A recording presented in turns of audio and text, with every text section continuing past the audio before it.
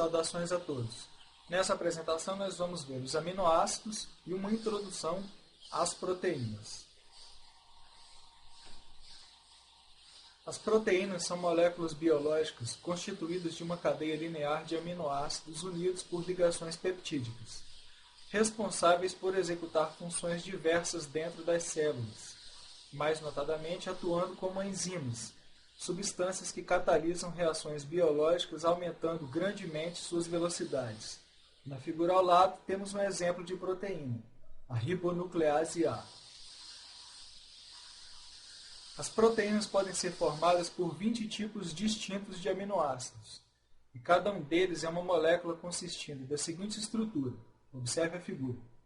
Um carbono chamado carbono alfa, pintado de preto, ao qual se ligam um átomo de hidrogênio, pintado de cinza, um grupo amina, pintado de azul, um grupo ácido carboxílico, pintado de rosa, e também uma cadeia lateral ou radical, R, pintado de verde, que varia de aminoácido para aminoácido. Como a molécula possui um grupo amina e um grupo ácido, daí vem o nome aminoácido. No que diz respeito às funções dos aminoácidos, podem ser várias. Alguns exemplos.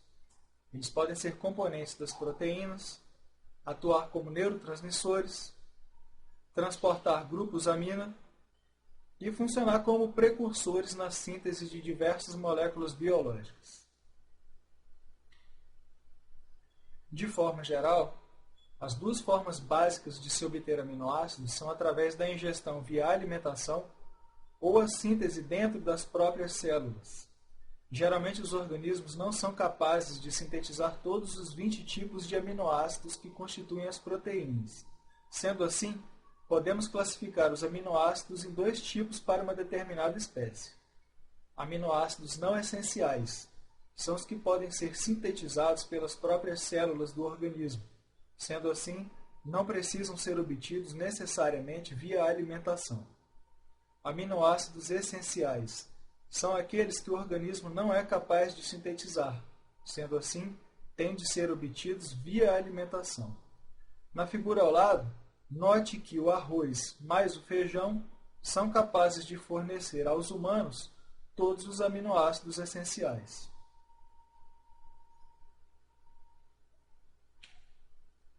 Os aminoácidos são unidos entre si por ligações peptídicas, na qual o grupo amina de um deles se liga ao grupo carboxilo do próximo, havendo a perda da água, ou seja, a formação de uma ligação peptídica é uma síntese por desidratação.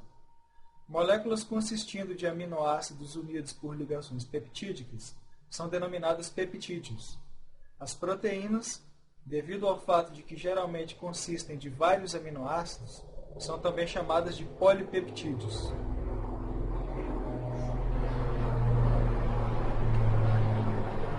No que diz respeito à arquitetura das proteínas, podemos identificar 4 níveis. Estrutura primária. Consiste da sequência de aminoácidos que compõem a proteína. Observe o retângulo azul. A estrutura secundária consiste em um primeiro nível de enrolamento helicoidal da proteína, graças às interações geralmente do tipo ligações de hidrogênio entre os seus aminoácidos, formando estruturas conhecidas como alfa-hélices e folhas beta. A estrutura terciária é a forma tridimensional que a molécula de proteína adquire ao dobrar-se sobre si mesma, graças às interações entre os seus aminoácidos. Esta estrutura é determinada pela sequência de aminoácidos. E é esta estrutura que determina a função da proteína.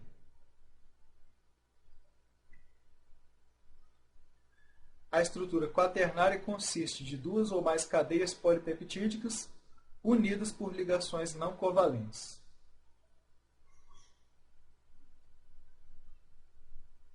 Ainda no que diz respeito à estrutura quaternária, a figura abaixo mostra algumas das interações não covalentes que podem unir uma proteína A e uma proteína B em uma estrutura quaternária. Nessa figura podemos observar ligações de hidrogênio, atrações entre cargas positivas e negativas e forças de Van der Waals. Desnaturação é o nome que se dá à perda da estrutura terciária das proteínas. Pode-se dar graças ao aquecimento, pois rompe as interações entre os aminoácidos, como as ligações de hidrogênio, ou também devido ao aumento da acidez ou alcalinidade do meio em que a proteína se encontra. Neste caso, devido ao rompimento de atrações elétricas entre os aminoácidos. A proteína desnaturada perde a função.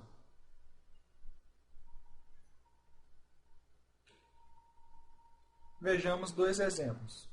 O aquecimento de um ovo desnatura a albumina, proteína presente na clara. A desnaturação promove o entrelaçamento entre as moléculas de albumina, que por sua vez é o que promove o endurecimento da clara.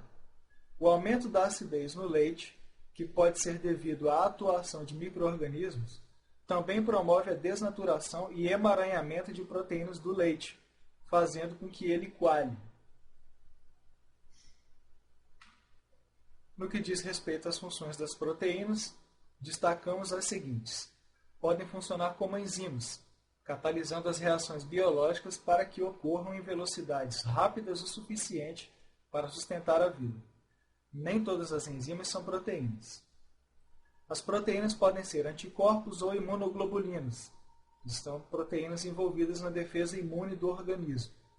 Existem proteínas contráteis, responsáveis pelos movimentos celulares, como a contração das células musculares. As proteínas também podem ser hormônios, substâncias mensageiras que atuam no controle do funcionamento do organismo, mas nem todos os hormônios são proteínas. Existem proteínas de reserva energética, como a albumina, da clara dos ovos. E por último, proteínas de transporte, como a hemoglobina, que transporta o oxigênio. Até a próxima!